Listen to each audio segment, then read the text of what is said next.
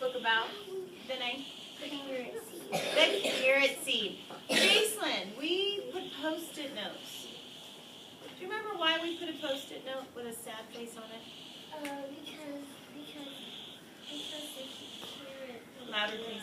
Because the carrot won't grow.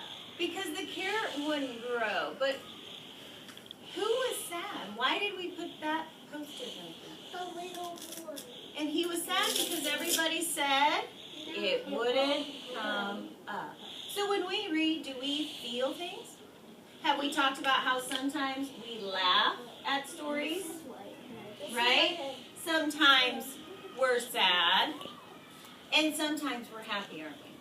So we feel emotions as we read stories. So the author will write a story so that we can feel a certain emotion. So during this part of the carrot seed, we felt sad, and that's why we put the Post-it note sad. Now, we also, Jaylee, Addison, put this Post-it note. Why? I can't find it past it grows. Okay, so the carrot grew bigger than he even imagined, so he became happy, and we felt happy for him.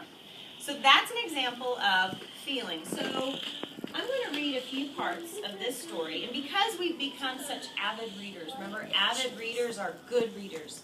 We take time, Addison, right? Sit on your back pockets, please. To read, and we get better each and every day. Now, raise your hand if you've seen this book before. Haley, what's this book called?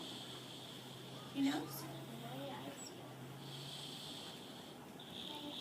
The Way I Feel. By the picture, Addison, if I say your name again. How is she feeling, Daniel? Silly. How many of you felt silly before? What has made you feel silly before, Danae? When my brother makes me funny, I just have to laugh. How many of you read a book where you felt silly inside because it was funny and silly?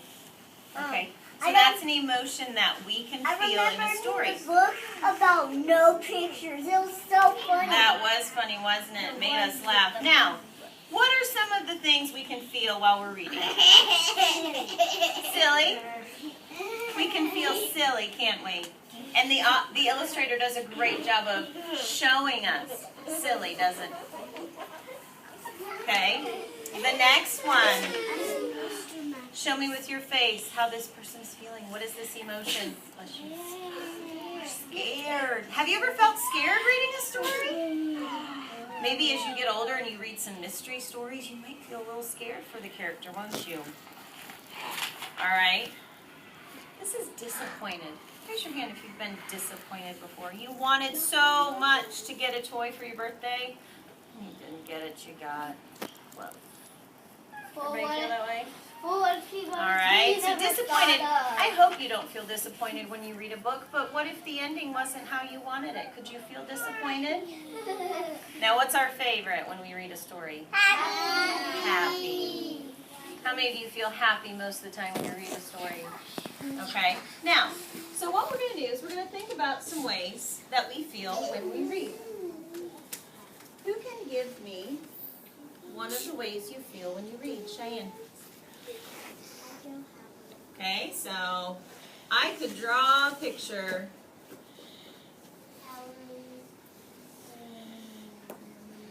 of someone happy, right? So these are ways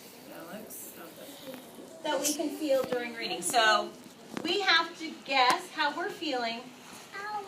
This is a game we're going to play after we read. Guess the feeling. What is the author wanting you to feel after you're done reading a story? What's another way, Jaylee, that we can feel when we read a story? Sad. Sad. What if somebody's puppy had to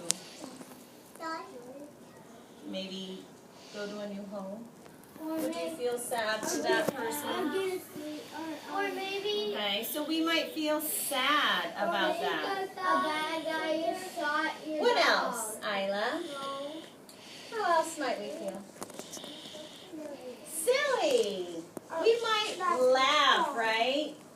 How many of you think sometimes you just laugh laugh out loud because it is so funny.